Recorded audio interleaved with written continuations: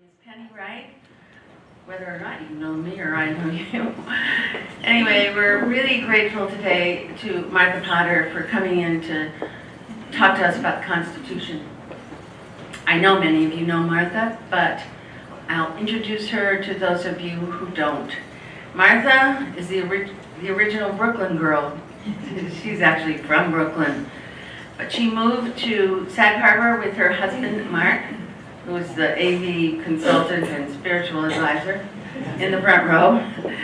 They moved to Sag Harbor in 2006 after 33 years of teaching kids from ages 2 to 18.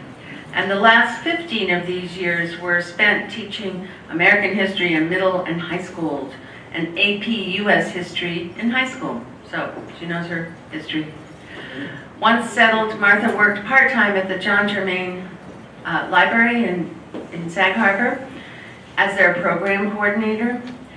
She taught ESL and is currently teaching a course to help immigrants pass their naturalization tests.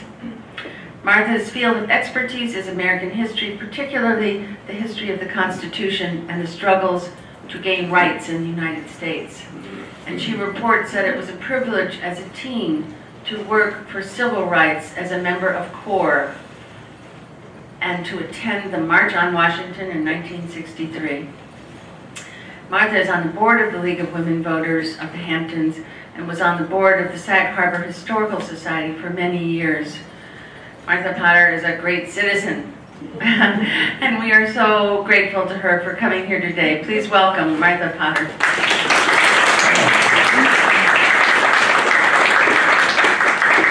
I hope I can live up to that introduction.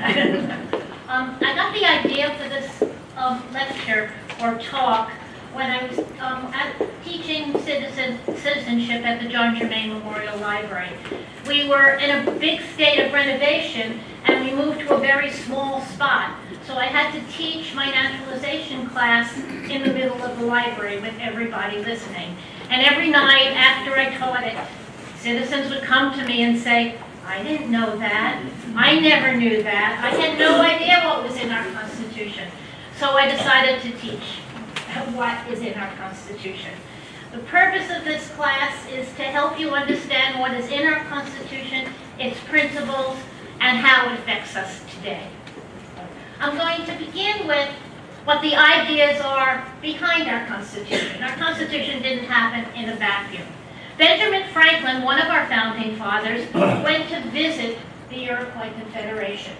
And I read a PhD thesis on all he learned. And the Iroquois Confederation was a confederation of 5 tribes. They were pretty warlike tribes, but they had a very sophisticated government.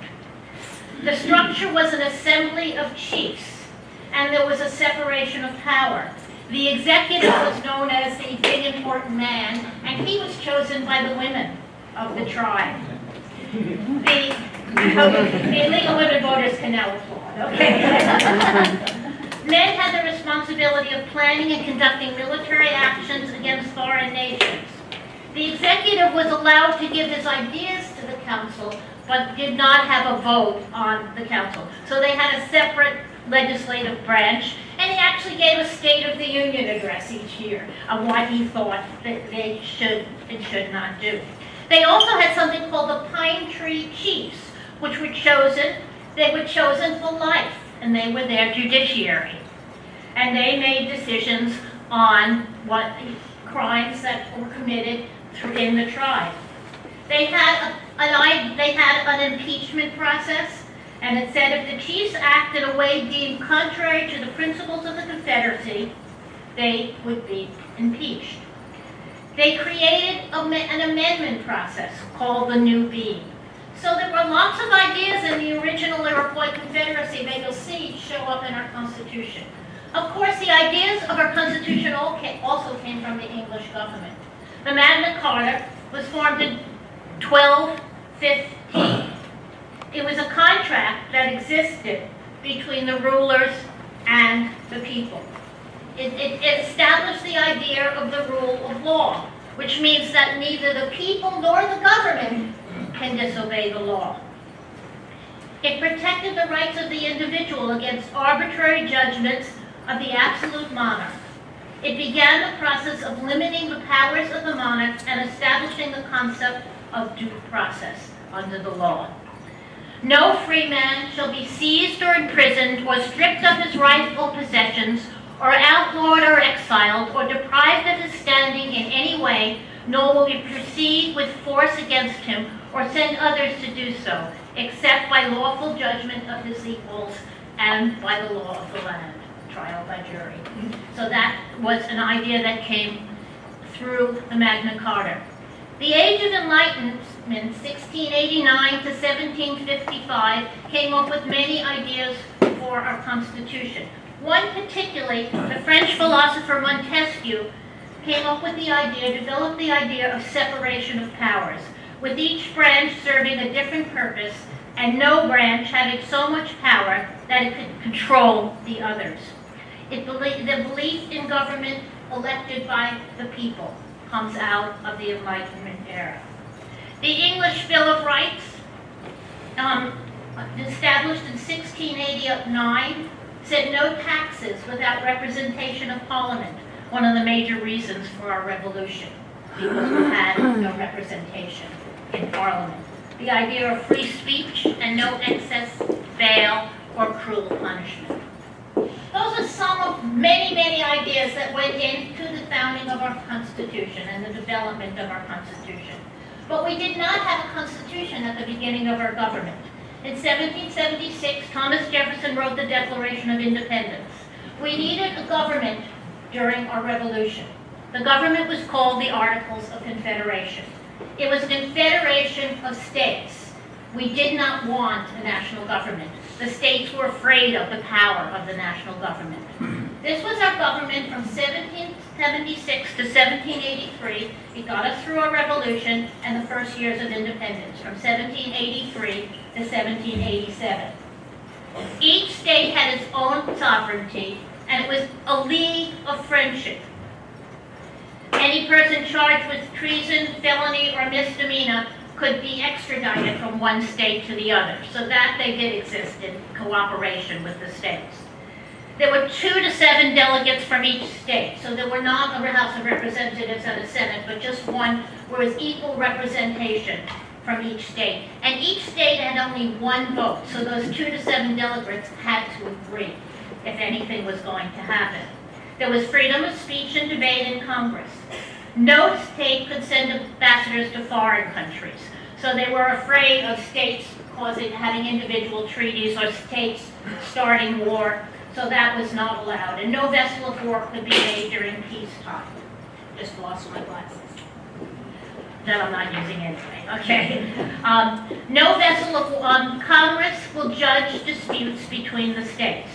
But 9 out of 13 states had to agree with any act that Congress made. So you can imagine the chaos of 2 to 7 delegates wanting to agree and then 9 out of 13 states wanting to agree. If you've ever been to a meeting, the board of the League of Women Voters, you know how difficult that is, okay?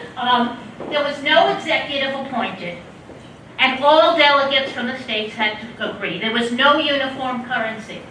There was no money left to pay the soldiers of the revolution.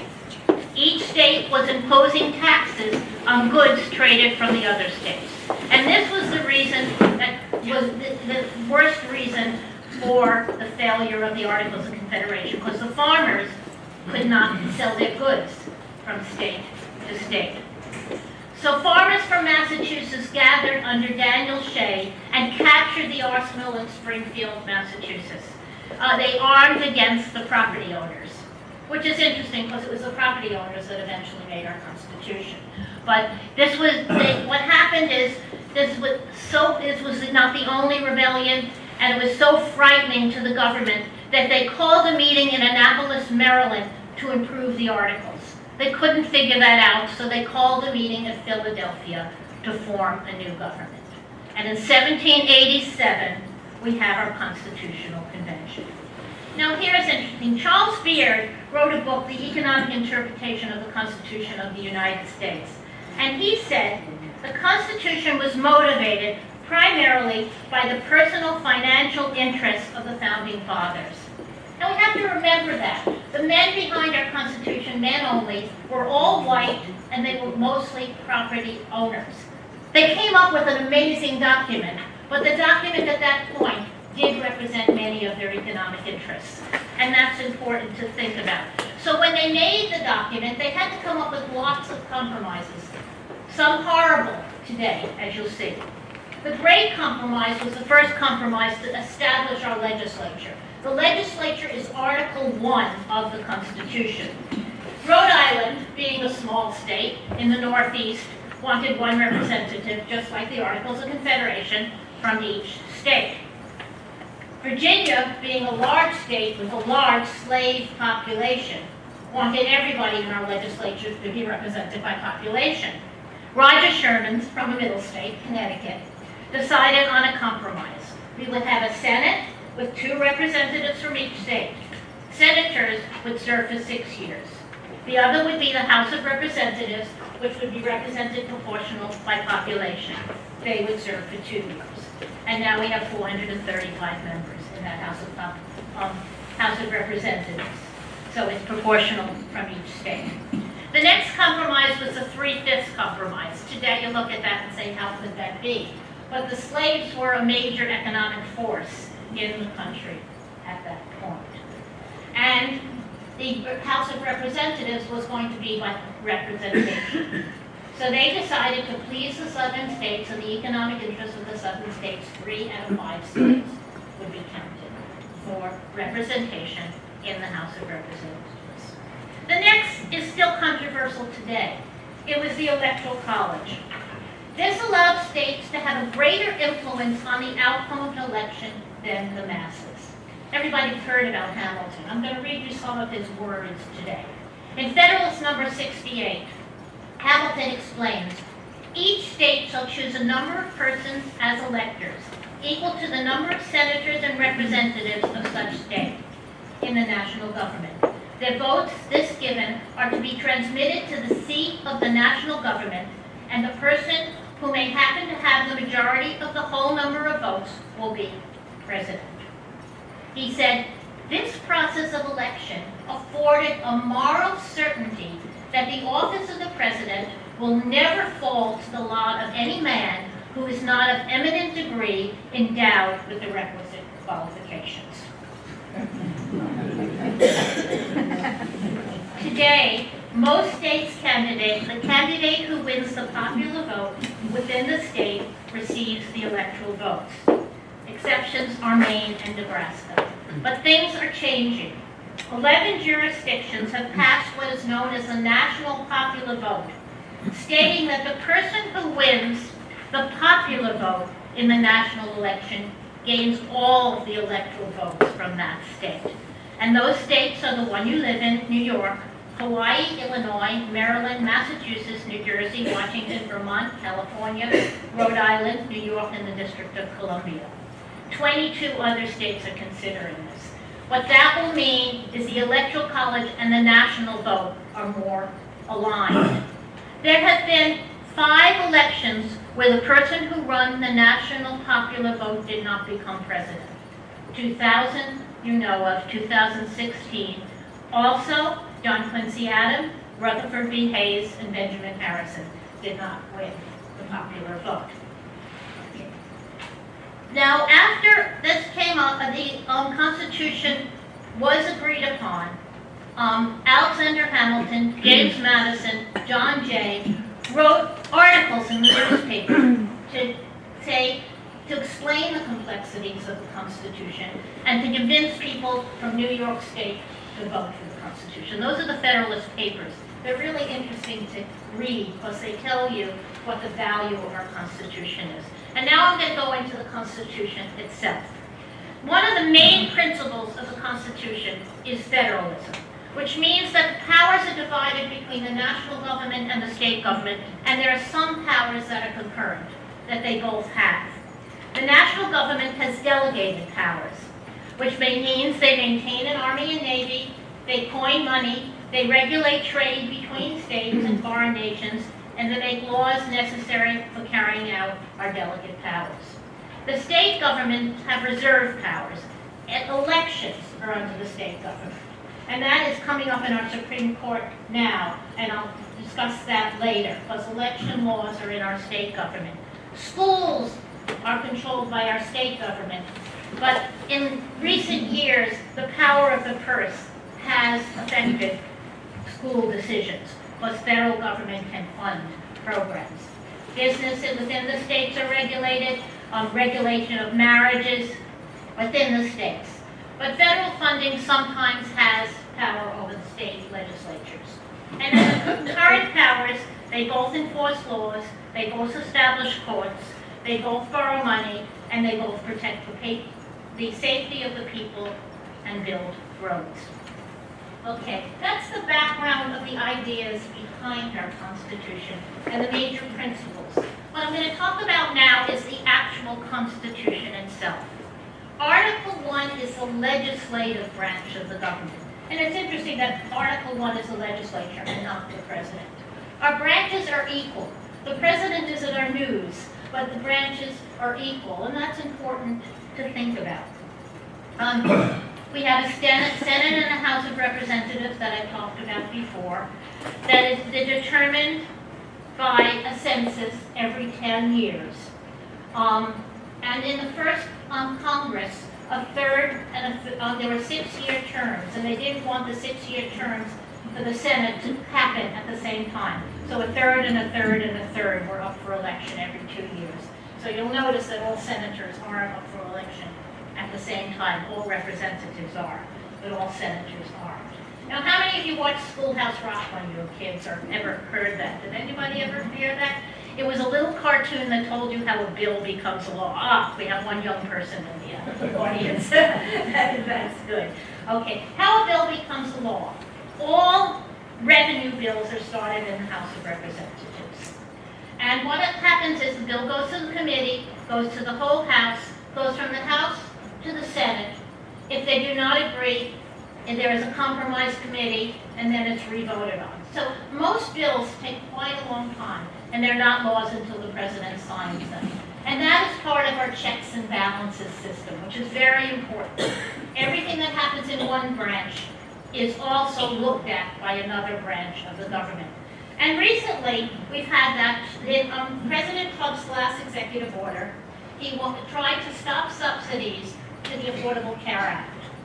And he made this executive order, and then a bipartisan group of Congress, Senator Lamar Alexander, a Republican, and Patty Murray, a Democrat, wanted to extend the subsidies for 2 years.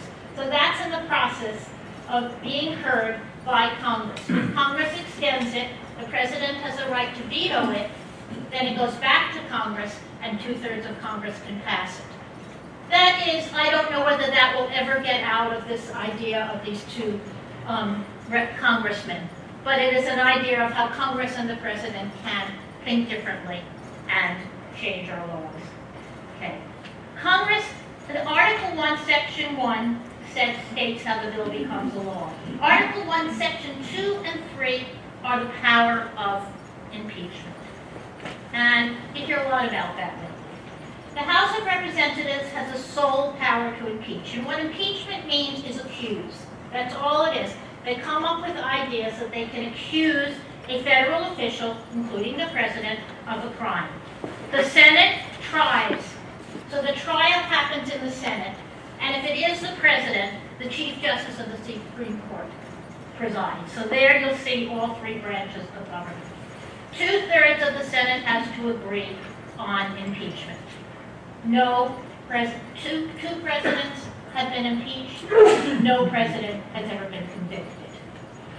There is an order of impeachment, one clause of impeachment that has been introduced by two members of the members of Congress now. Brad Sherman from California, co-sponsored by Al Green of Texas. These congressmen feel that our president should be impeached because of his firing of James Comey. They have no support. But they did try to issue an article of impeachment in the House of Representatives. The reasons for impeachment, I'll read it to you. The President, Vice President, or civil officers of the United States shall be removed from office on impeachment for the conviction of treason, bribery, or high crimes and misdemeanors. That's the reason. It's kind of fuzzy and can be changed. The first president to be impeached was Andrew Johnson. Most impeachments have been political. Andrew Johnson was the vice president after Abraham Lincoln was assassinated. He became the president. He was a Southerner, so Congress was afraid that he would be too lenient on the South. Congress passed something called the Tenure of Office Act, which said that the president could not dismiss appointed officials without the consent of Congress. Andrew Johnson dismissed Edward Stanton, who was the Secretary of State. They impeached him. He was not convicted. The next president, many, many years later, to be impeached was William Jefferson Clinton. The House of Representatives approved 2 articles of impeachment. The reason for his impeachment was committing perjury and obstruction of justice in the Paula Jones investigation. Lying under oath was a crime. He also was not convicted. The only president that might have been convicted left office after the Watergate hearings, and that was Richard Nixon. He was never impeached. He decided to resign instead of going through the impeachment process. Penny, would you distribute Yes. the constitutions now? Yeah, could I just say that we're short on these constitutions. So we're short by about 15. If you're a couple, please consider sharing.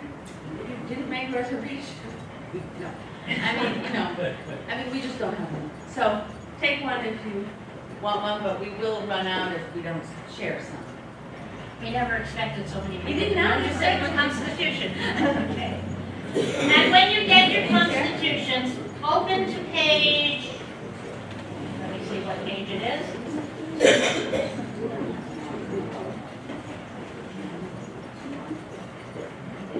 Page 6. When you get it, open to page 6, and I'll tell you what I'm going to be talking about. I'll take all questions at the end. If there's a quick question now, I'd be glad to take it. Good. Okay, then I'll wait till the end. Okay.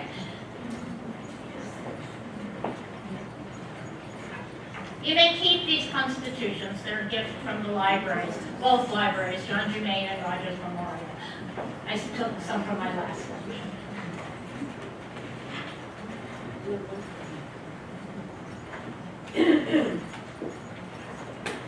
Oh, yes, I have a question. Oh, yeah. He's a troublemaker in the audience, yes. I'm guessing the indentured servants were considered in the population. They were considered the population, they were Right. slaves. Right. Yeah. Indentured servitude kind of ended and slavery began in the South. Indentured servant was not a convenient thing, but they eventually ended their servitude.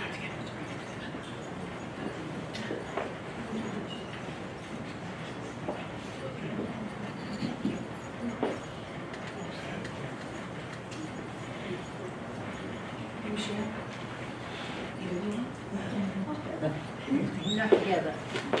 Not together. I'm sorry. Yes? What do you find any defects about this constitution that you will require collaboration in the discussion of the Constitution? There are many documents about the Iroquois Confederation and the discussion of the Constitution. Benjamin Franklin, now whether Benjamin Franklin brought it up, and he was there, he was both at the Declaration of Independence. Now, he's a very old man at that time, and how much people listened to Benjamin Franklin at that point, I do not know. Can't hear me? No? Okay. All right.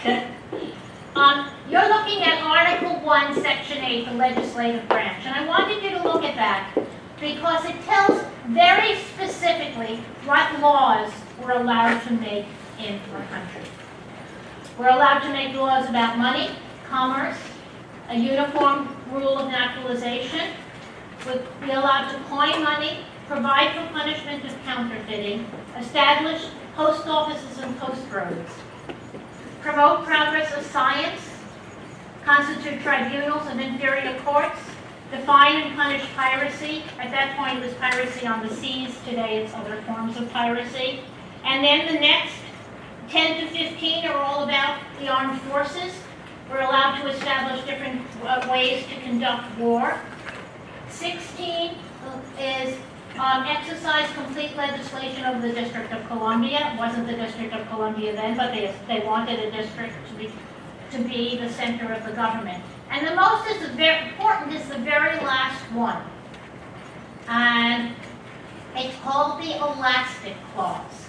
So you'll see it right before Section 9, if you're looking.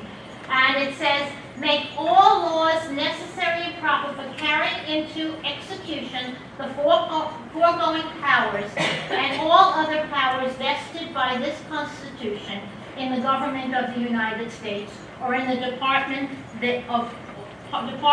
or officer thereof. And that later added the amendments because you can make any laws. Now what that meant, you see, they can establish post offices and post roads. At that point, that was our means of communication. So through the Elastic Clause, you can establish laws that have to do with the internet, cell phones, or whatever is coming down the way. But if you look at them, it was very interesting that they came up with almost everything that we can make laws about today. Patents, promote science and art, so patents and copyright laws. So they were interesting then to think that they should enumerate it, so laws that were not appropriate would not be passed. Every law has to agree with one of these categories in Article 1, Section 8. Now, Article 1, Section 9 are the laws that are forbidden. And that's very important. First one, slave trade ends in 1808. So after 1808, we're not allowed to import any more slaves. We are not allowed to suspend habeas corpus. And what habeas corpus is a legal document requiring a jailed person to be brought to court to find out if the arrest is lawful. And that's very important today in terms of deportation hearings and things like that. We are not allowed, there is no bill of attainder, which means an act of legislation finding a person guilty without trial. No ex post facto laws. You can't make a law a crime after the fact. No taxes on articles exported from any state. That was one of the reasons for the failure of the Articles of Confederation. And the last one you probably never knew about until 4 years or 2 years ago is the Emolument Clause. How many people knew what emolument meant before this election? I looked it up in the dictionary myself. I mean, so what this says is no title of nobility shall be granted by the United States, and no person holding any office, and this is also in Article 2, the executive branch, of profits or trust under them, shall without consent of Congress accept any present emolument, profit arising from the office or employment, office or title of any kind whatsoever, from any king, prince, or foreign state. Now it's interesting the origin of this clause. We're back to Benjamin Franklin again. He lived a long time, so he comes up often. And what the clause came under the Articles of Confederation, it's in both the Articles of Confederation and the Constitution. Benjamin Franklin received a snuff box and a portrait of King Louis XIV when he was in France. It was crusted with diamonds. At that point, there was a war between England and France. They were afraid because he had received this emolument, he would favor France over England. And they wanted to remain neutral in the war. So that's where the emolument clause comes from in the Constitution. The next part of you can close your constitutions for a while and read them later. I just wanted you to see them. The next is the presidential powers. Article 2 is the executive branch. The president is the commander-in-chief of the Army and Navy. He grants reprieves and pardons. And it's common as the president's going out of office to grant many pardons. That is a common practice. He has power to make treaties with the advice and consent of 2/3 of the Senate. He shall appoint ambassadors, other public officials and councils, judges of the Supreme Court, and all other offices. Now, the original president, George Washington, our first president, decided to appoint officers called a cabinet. And you know about our cabinet. His cabinet had 4 people in it. He had an attorney general, who was the last appointed, who was Edmund Randolph. Thomas Jefferson was his Secretary of State. Alexander Hamilton was his Secretary of Treasurer. And Henry Knox was the Secretary of War. We don't even only use that term. It's Secretary of Defense now, the Secretary of War. Now we have 15 cabinet advisors. So the cabinet has grown over the years. It also says that the president shall from time to time inform Congress of the state of the union. And that's when the president tells what he feels our policies and our laws should be to Congress. The first televised State of the Union, which is interesting, was Truman in 1947, right after World War II. He televised the State of the Union, and we've been watching it on television ever since. And it's really fascinating. When I taught, I always had my students watch the State of the Union. Because you see Congress, you see the executive branch, and you see the judicial branch. You see half of Congress stand up at one point, the other half sit down. You see the judicial branch. So it's interesting to see, because the judicial branch is nonpartisan, but Congress is very partisan. So it's interesting to watch because it shows you the 3 branches of government really clearly.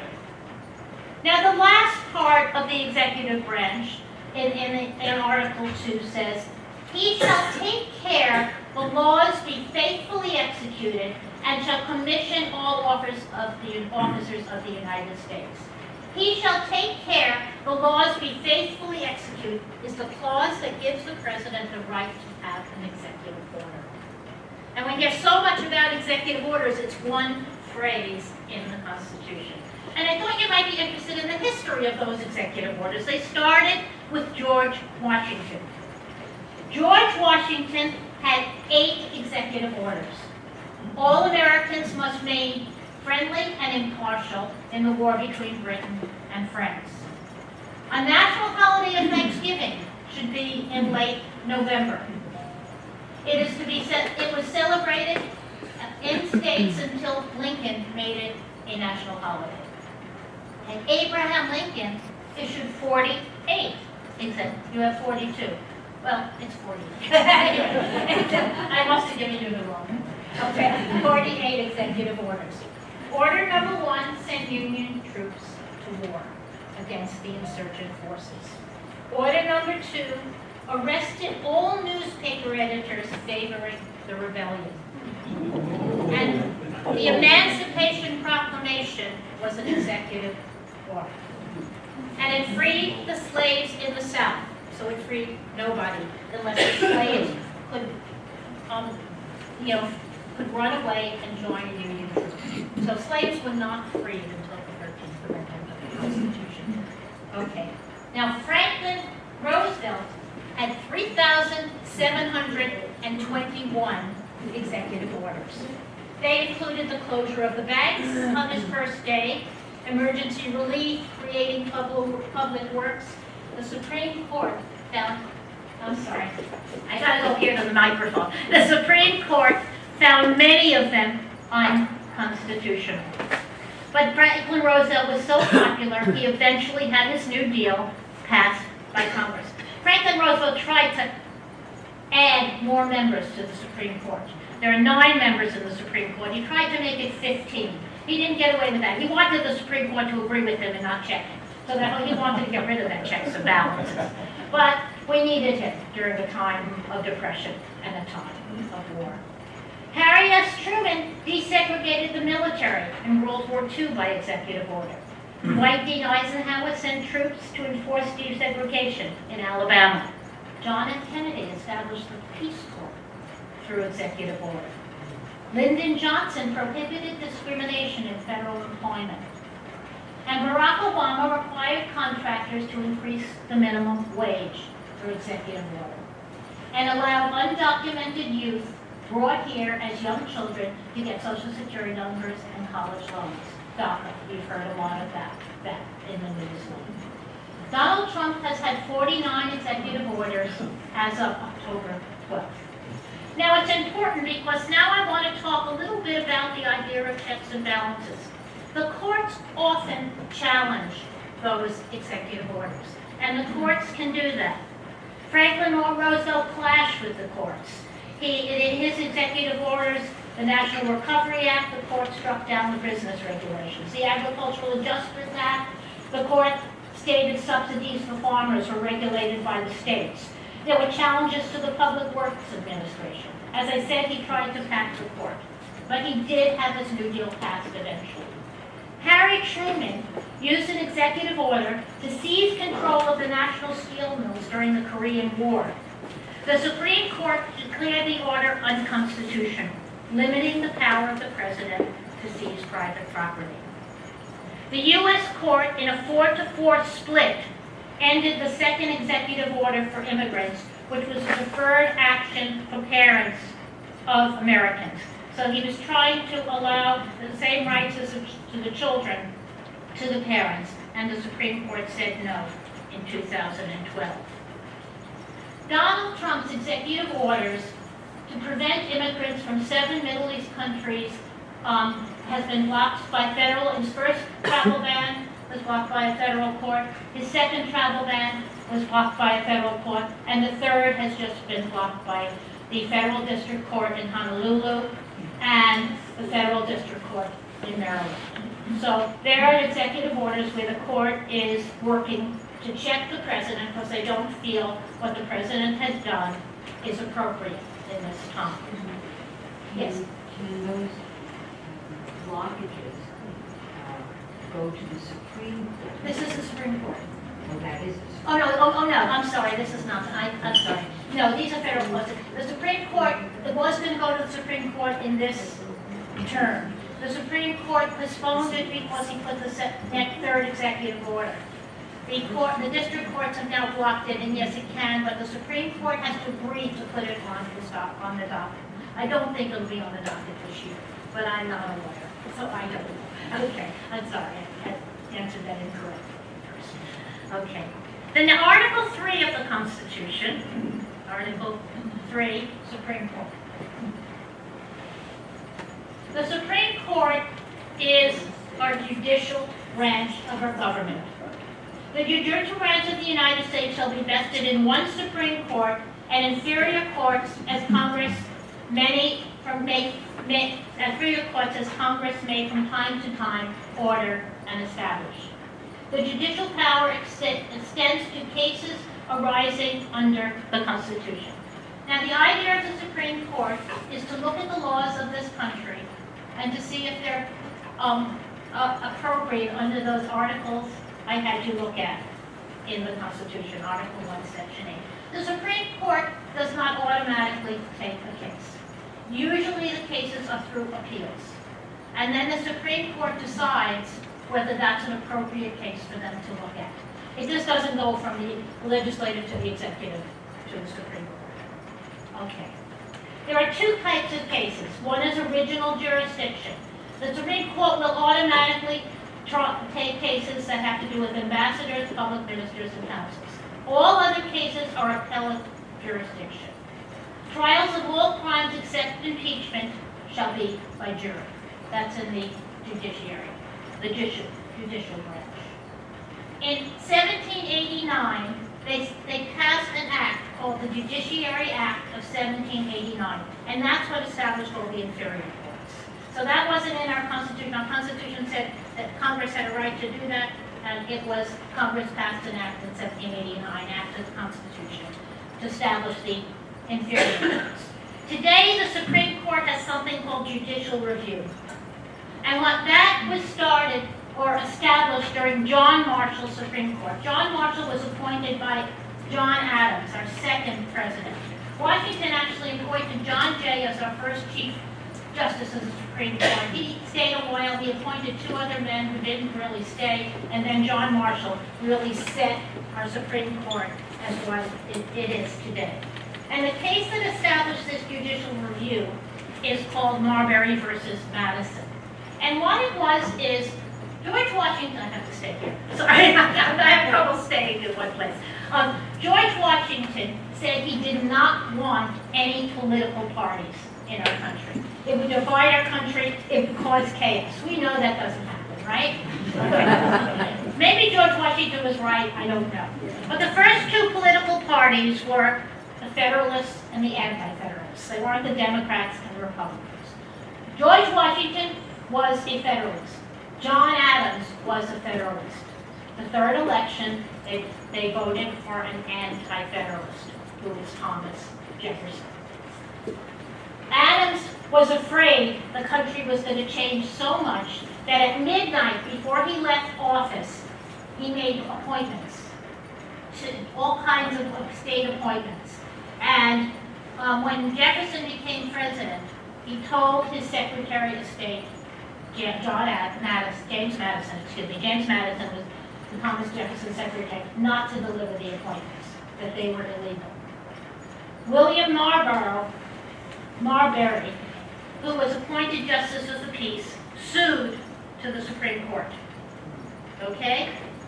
The Supreme Court would not take the case. They said the court declared the part of the Judiciary Act of 1789 that enabled Marbury to bring his claim to the Supreme Court was itself unconstitutional. So they declared a part of the Judiciary Act of 1789 unconstitutional because he went originally to the Supreme Court and it wasn't in the original jurisdiction. He should have appealed. It was a political fight. Right? But we've established judicial review and we've used it in the Supreme Court ever since. Reasons for the Supreme Court accepting cases. The federal government asks for review. There is conflict between circuit courts. It is a case of civil rights or civil liberties, having to do with our Bill of Rights. It is a significant political, economic, and social interest. So the Supreme Court, the 9 justices meet together and decide which cases they will take. Under the Marshall Court, they had a case called McCullough versus Maryland, which denied states' right to tax the Bank of the United States. A case called Gibbon versus Ogden said that established federal authority over interstate commerce. They denied Robert Fulton a monopoly of trade on the Hudson River. Throughout history, this judicial review, as you can see, is very, very important. Brown versus the Board of Education, overturned separate but equal, Plessy versus Ferguson. Gideon versus Wainwright, guaranteed a lawyer. Miranda versus Arizona, established the Miranda warning, so when you're arrested, you know you can have a lawyer. Roe versus Wade established the women's right to choose under the right to privacy in the 4th Amendment. U.S. versus Windsor declared the Defense of Marriage Act in the Constitution.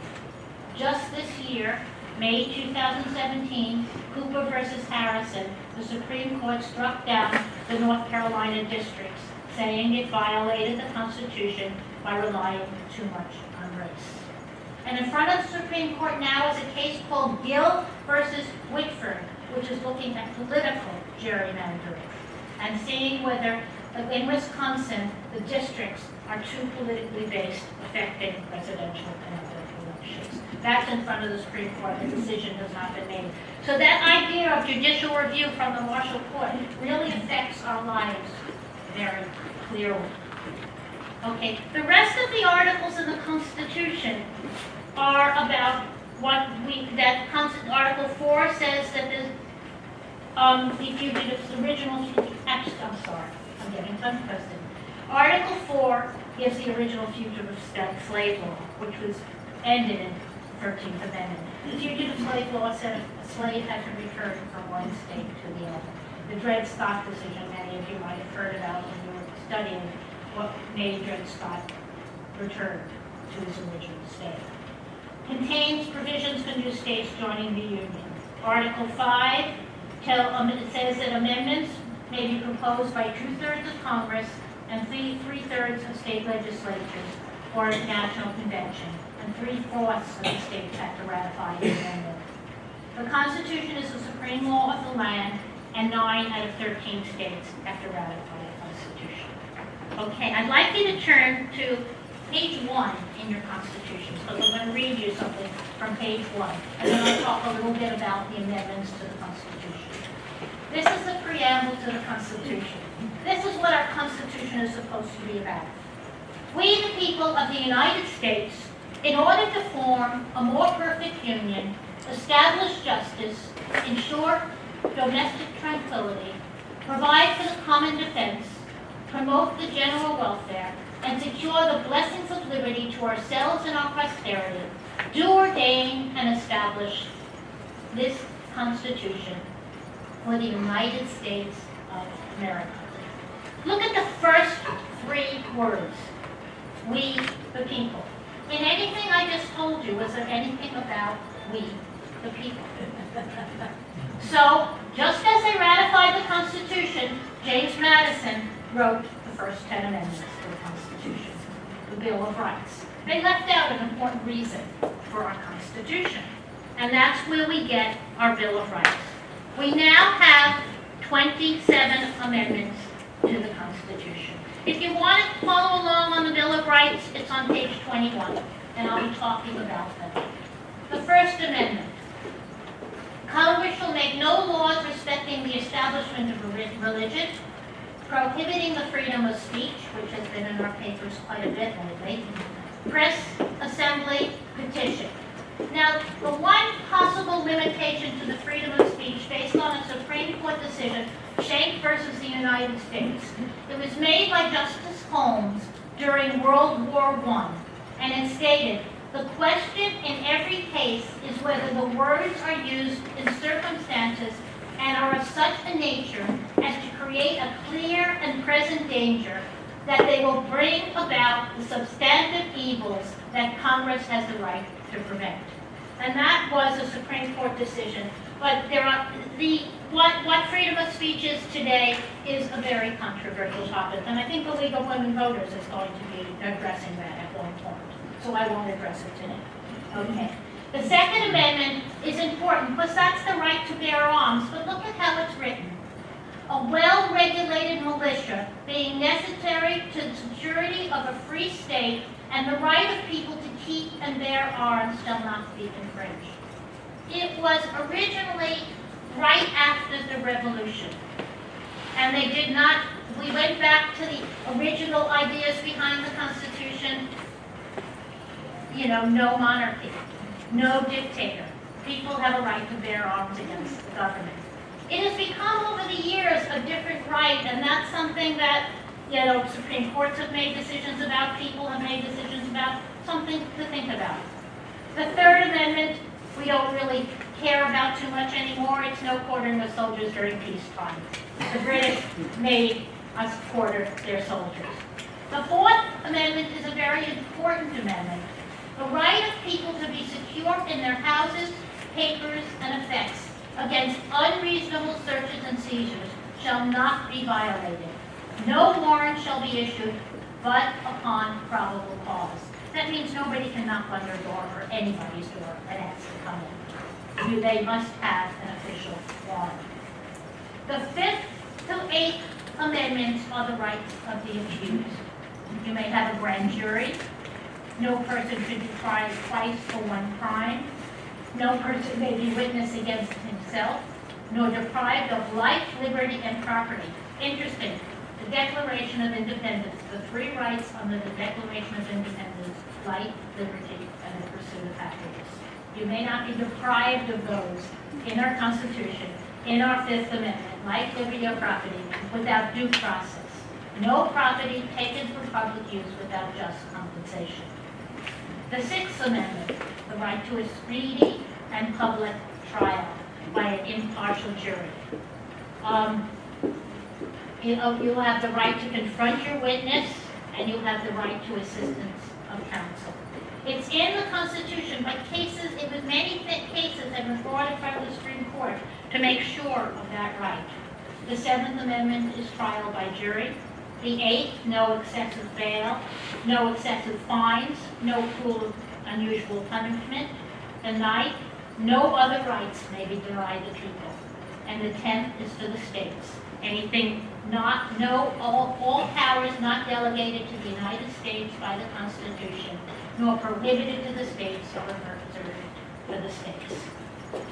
There are several other amendments to the Constitution, next slide. Several other amendments to the Constitution that deal with the rights of the people, so I thought I would point them out to you today.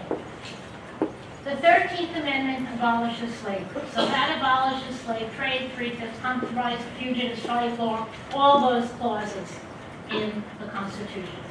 The 14th Amendment, no state shall make laws that abridge the right of citizens, nor shall any state deprive any person of life, liberty, or property, again, emphasized, without due process of the law, nor deny any person within its jurisdiction equal protection of the law. Very interesting, if you read in the small print, it says excluding Indians. Native Americans have not been given rights under the Constitution, which is an interesting little clause in our Constitution. It says all male citizens over 21 have the right to vote. As you know, this is the 100th anniversary of the right of women in New York to have the right to vote. So come on November 19th and you'll see that, okay? The 15th Amendment cannot deny the right to vote based on race, color, or previous condition of servitude, not based on gender. The 16th Amendment, Congress allowed to collect income tax. The 17th Amendment, direct election of senators. Senators used to be elected by state legislatures. Of course, they were political appointments. So they made an amendment so the people had the right to choose their senators, very important. Prohibition is the 18th Amendment. That one didn't work too well. It was repealed by the 21st Amendment. The 19th Amendment, finally, in 1920, women got the right to vote. I'm a little prejudiced about this. The 23rd Amendment, residents of Washington, D.C. can vote for president and vice president. The residents of Washington, D.C. did not have the right to vote, residents of the District of Columbia. The 24th Amendment, very important, no poll tax. They gave black men the right to vote. They'd come out of slavery, they charged them to vote with a poll tax. You had to pay to vote. Therefore, nobody could vote. They had no money. They had all kinds of clauses at that point to prevent black men from voting. The 26th Amendment, 18 or older. I had to wait till I was 21 to vote. Okay.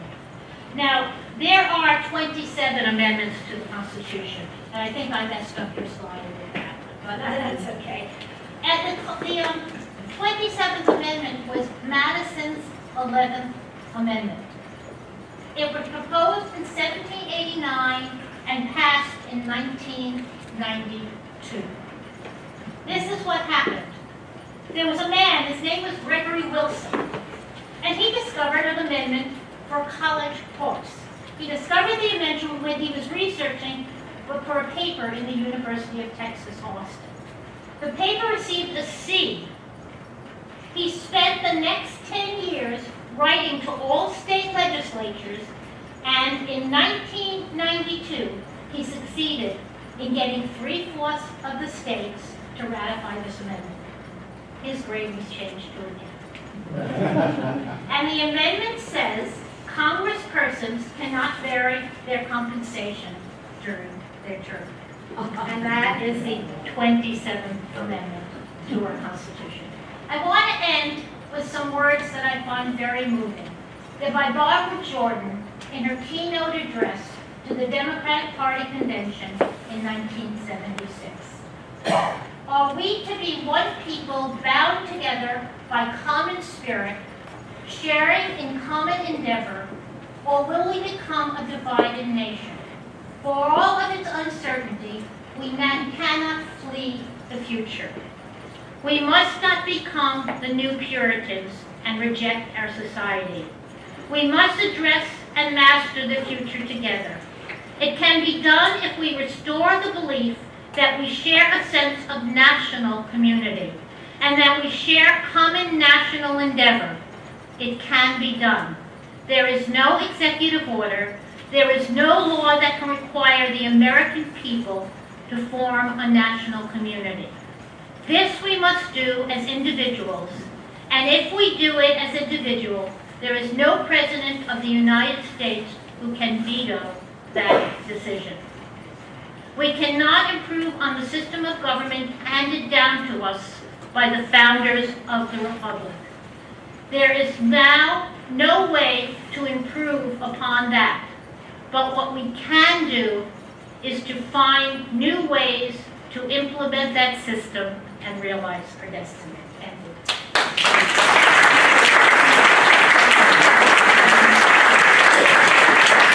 I have a question. Yes. If and when the Supreme Court rules on gerrymandering, would the 15th Amendment have any, No, that's an interesting question. relevance to that ruling or, Yes, it would be, the ruling would be under the 15th Amendment. That would be, definitely have relevance to that ruling. And that was where the last ruling came from. I have a question. Yes. To get back to Lincoln, with the executive order, the editors of newspapers, was that ever actually executed or done? Yes, it was. It was during war. It was during the Civil War. And that can happen during a war. Right, but during the Civil War, was any editor arrested? Yes, They were, yes. both in the South and in the North, or just in the North? Lincoln did not have jurisdiction over the South. The South was seceded. So, Although in the Emancipation Proclamation was said he had jurisdiction over the so South. editors were arrested? Yes, and I could give you the name, but I can't No, remember. I- But there was an editor that was arrested. Okay. And brought to court, and I think he was free. He was free. Yeah. But I won't swear by it right now. I have to look that one up. It's a very good question. Thank you. Any other? Yes. I'm just reading the 25th Amendment, which of course is there in the newspapers. Right. It says in case of the removal of the president, what are the steps though to the actual removal? Okay. What happens? That's the impeachment process. So the House of Representatives has to have articles of impeachment. So they have to agree that the president has done something, a high crime or misdemeanor or treason. They have to agree to that. If the House of Representatives agrees to that, then the president is brought to trial in the Senate. And the Senate trial is presided by the Chief Justice, John Roberts, right now. And then he is convicted. No president, and I say he because that's all we've had right now. No president has ever been convicted. And it would be hard to convict a president. I heard something though, like in the last 2 weeks, which could be completely false, something to that I believe it was either 9 or 12 cabinet members, plus the vice president, had to go active to the office of the president to remove him from the office. I mean, the actual taking the president out of, I have no idea. I've never heard of that. That's very interesting. Well, you know, when Nixon left, the vice president had also left. So, I mean, the line of succession is the president, vice president, speaker of the House, and Ford became our president. so another question? Any other questions? So I read something, or read something, that the president can also be removed, not because of just high treason, but also if they find he's incompetent, like that, to be the president, to be the president. Yes, that's been all over the papers. It's not in the Constitution. And a president can leave, he can be convinced to leave, but there's nothing in the Constitution that says that. Right, we have your turn. Yeah, I have another question. Under the emolument Yes, clause, everything seems to speak to a foreign power or government yes. affecting president. What about domestic? It's Is not. there a domestic emolument? There isn't. But, you know, our businesses are now domestic and international. So if it was a domestic business that had international headquarters or affected international film. Any other questions? I thought there would be millions of questions. Well, because you've answered every single one. Oh, I want to say, Martha, this was fantastic.